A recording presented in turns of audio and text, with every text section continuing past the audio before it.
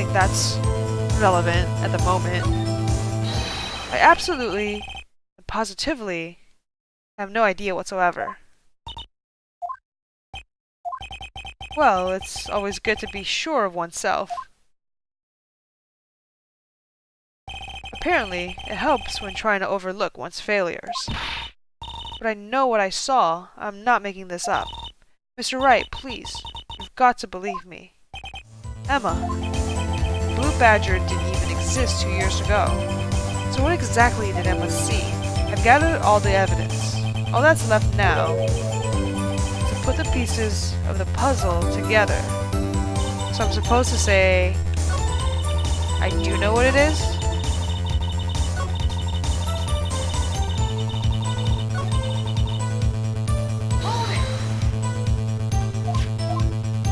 Okay, let's try it again then.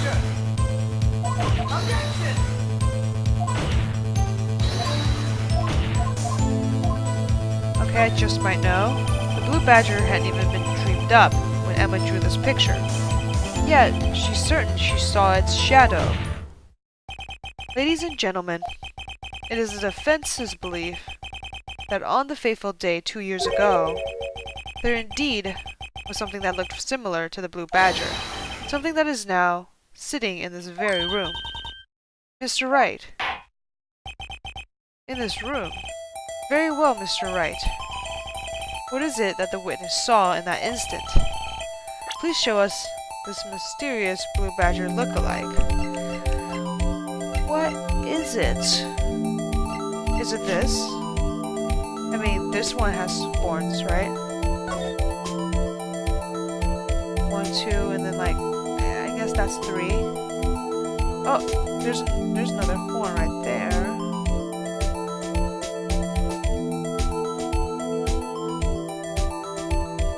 Looks to be chipped off here, but this could be it. I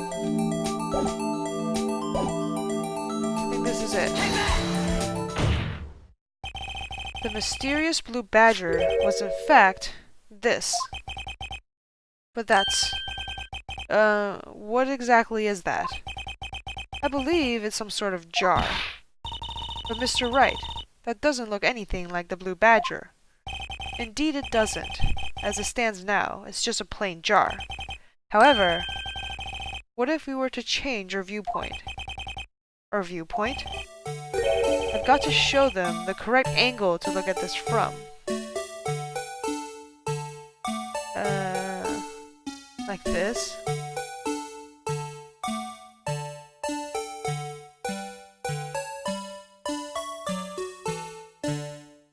Is there any other angle? Oh. Maybe like this. But that's not... Like, yeah, this kind of... Maybe like... this. Yeah, like I'm starting to think it wasn't head on, but was like this. But it's missing like one more point. Well, let's try it. Okay. Oh, shoot. Objection! Allow me to remind the defense. Its case hinges on the witness's drawing. If Mr. Wright can match the shape the witness drew, we cannot accept this claim. I've got to find just the right angle. Maybe I should rotate it vertically a bit more, or horizontally. Come on, Mr. Wright, you can do it. Okay. Well, okay. Vertically. Match a bit more like that. Like at some point.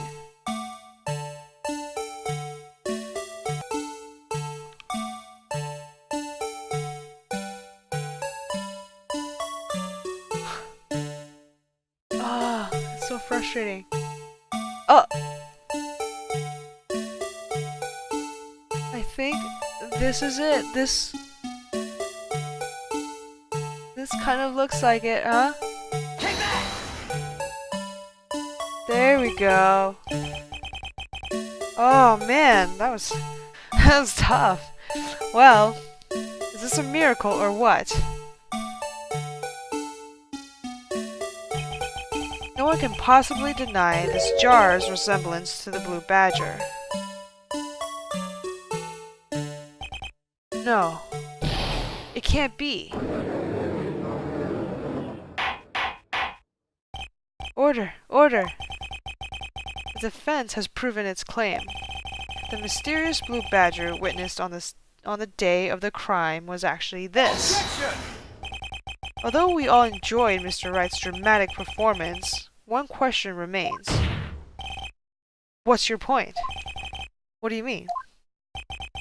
So that badger thing was actually just a jar. That doesn't change anything. I'm afraid that's where you're wrong, Mr. Edgeworth. You see, this changes everything. Indeed? Very well then, please tell us. What's the difference now that we know the witness saw this jar? Yeah, hold on. I've been taking this like one at a time. I haven't really. So if she saw it like that, in that angle,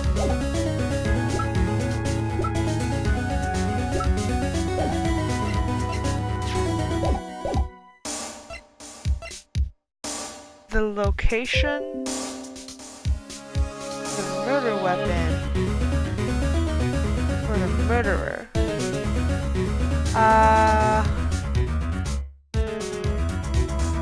Well, the location is still in the chief's office. The murder weapon.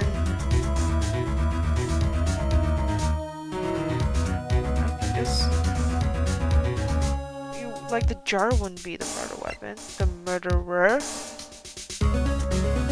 Would the murderer change? I don't know. Maybe location. Allow me to take these in turn. The moment of the murder, the witness saw this jar. Not only that, but she saw it at a very specific angle. Knowing this, where could she have seen this jar? Where? The location of the jar is shown in the picture on the day of the crime. It's on a shelf in the office of Damon Gant. But the body was found lying near Lana Sky's desk. The witness testifies so herself. Yes, and it is these two facts that reveal what actually transpired. You see, the struggle between Dark and Marshall did not take place in Lana Sky's office. It happened on the other side of the room, Chief Gant's office. Are you implying the murderer moved the victim's body from Damon Gant's office to Lana Sky's office? Yes. Why would he do that? There's no reason. Exactly. If there wasn't a reason, we wouldn't have gone through the trouble. The only logical conclusion is that there was a reason. Do you know what that reason was, Mr. Wright? I finally figured it out. This is why Lana tried to stop the trial. It's too late to quit now, though. Please recall the witness's testimony. She said she knocked away the man who was holding up the knife. In the next instant, the jar was hit and flew through the air.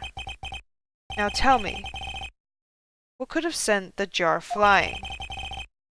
That would have had to been the impact the man made when he was knocked to the wall. Ladies and gentlemen, if I may draw your attention to the picture once more. If the man was knocked in the direction of the shelf the jar was sitting on, what would he have hit? Ah! The suit of armor, holding a very sharp and dangerous-looking sword. Yes. And since the man who was knocked into the armor was carrying a broken knife, he would have had to have been Neil Marshall, wielding the prosecutor's award. No, Mr. Wright, you can't be thinking. Yes, there is another possibility of what actually transpired in that room. Another possibility? Of course, the perpetrator would have had no idea, but nevertheless. Oh, he's gonna say it. I don't know if I can go through with this. I don't know either. No. This sucks. Mr. Wright, what's the matter? If events took place as the defense theorizes, the outcome is obvious. In that moment, assuming the man Emma Skye knocked away was actually Prosecutor Neil Marshall,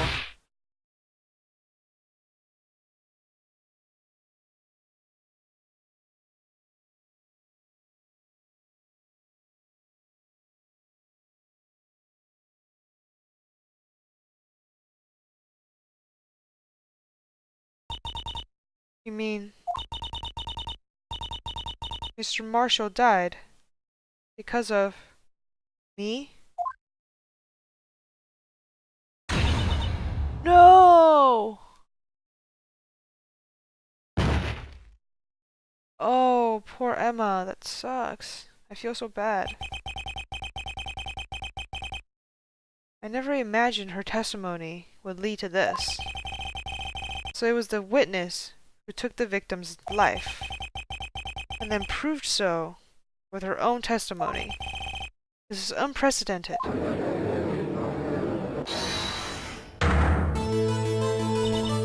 What? What are you saying? I'm sorry, Miss Skye, but given the circumstances, Joe Dark murdered Prosecutor Marshall. How can you think it was Emma? How dare you try to pin the crime on her? Imagine that, coming from you. If you recall, it was you who admitted to forging evidence 2 years ago. The reason you moved Prosecutor Marshall's body was to keep anyone else from finding out about what Emma did, wasn't it? I assure you, Mr. Edgeworth, I have no idea what you're talking about.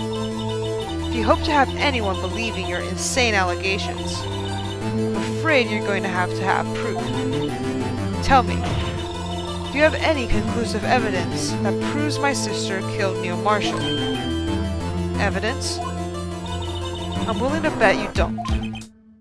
Yes, it certainly would be difficult to prove this with evidence. If we don't have evidence, then we'll have to rely on testimony. I'm afraid that won't work in this case. Both parties involved in the incident are dead. We certainly can't get dead people to testify. Well, we could have a spirit medium. That was an option before. This has all been a wild goose chase from the beginning. Touché, Miss Skye. Of course, that only leaves us with one possibility.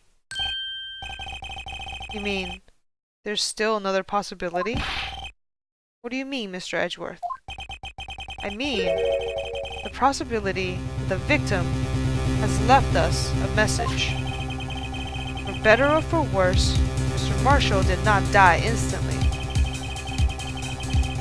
He may have left behind the name of the person who took his life. Somehow. That's impossible. Well, Mr. Wright, this is the only possibility left to you. A message from the deceased. Does such a message exist? I've got to think back to the court record. The real murderer's name that the victim may have left behind is in the evidence. This message from the deceased is already in our possession. Mr. Wright, will you stop at nothing to prove my sister's a murderer? Do not be mistaken, Miss Skye. Our purpose is not to accuse Emma of any crime. There's only one thing we seek, the truth. No matter how painful it may be. Now then, Mr. Wright, Please show us a piece of evidence that conveys a message from the deceased. Yeah, I think it's gonna be this jar with some blood on it. I think the blood probably leaves a message right here. Take that! Oh, but I really don't want to do it. This is the message left by the deceased. Is that the blue badger from before, right? Oh, is he going to just speak the killer's name? If that thing could, I'm sure it would. Looks like everyone's forgotten this is just a jar. A message was left here, on the surface of this jar. What do you mean? If you look closely, you can see a faint trail of blood on this jar. It looks like someone wiped the blood away. Yes, but notice, for some reason, the blood on the fragments was not wiped away. Yes, there is a line here, drawn in blood. So what you're saying is these dots were once lines. Prosecutor Marshall did not die instantly. He used a few precious moments left to him to leave behind a message, one that someone apparently wiped away. The blood must have seeped into the jar where the lines changed directions. Precisely so. All we need to do is connect these points, and the victim's message will become apparent. No. Mr. Wright, what kind of message did the victim leave for us? Your Honor, I believe these bloodstains will reveal to us the answer. I've got to connect these dots to make the letters. There's only one thing the victim could have written given the circumstances. The murderer's name. Connect these dots like that. Connect it like this.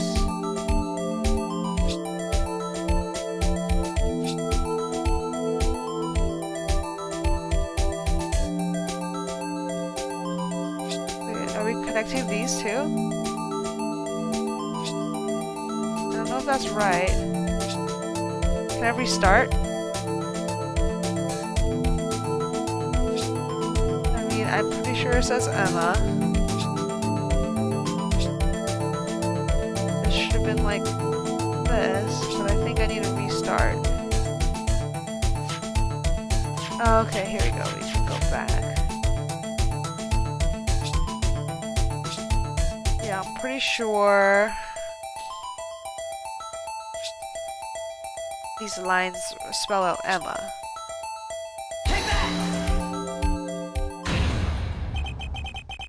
It's a defense attorney's duty to prove his client's innocent. That's why all I've been thinking about is saving Lana. After all my efforts, I never thought it would turn out like this. Emma. So this is the final message Prosecutor Marshall left behind.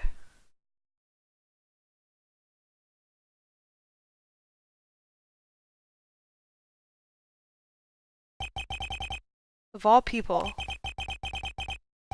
she may not have meant it, but in the end, the one who took the victim's life was Emma Skye.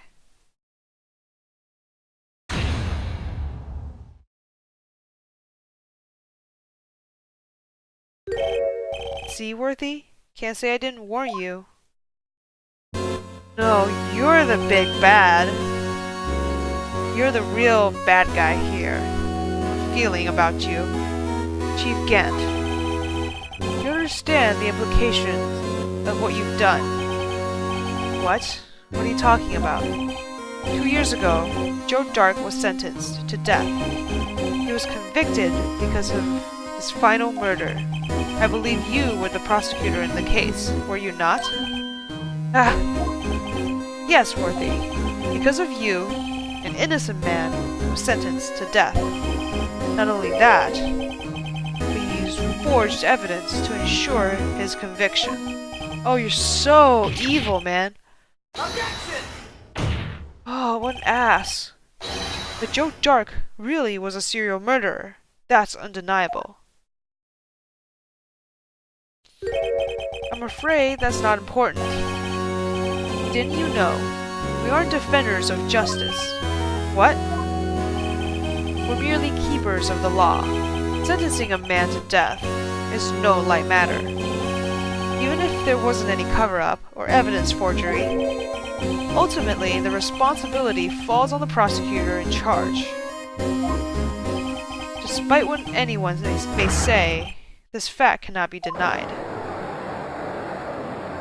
What's going on at the prosecutor's office? They might have sent an innocent man to his death. How could he just stand there like it wasn't his fault? Order! Order! Order! The gavel's pounding fell on deaf ears. Unable to settle the crowd, the judge declared a recess. Where this trial is headed, no one knows. Oh, jeez. It's terrible. So glad there's 2 more parts of this trial. It can't just end like this. Oh, but it's getting really intense in here, and I really cannot wait to keep playing the next couple of episodes and finishing up this this game. So anyway, I'm gonna end this episode here. Probably gonna split it up into 2. And if you like what you see, please leave a like, a comment, and subscribe. And I'll see you next time.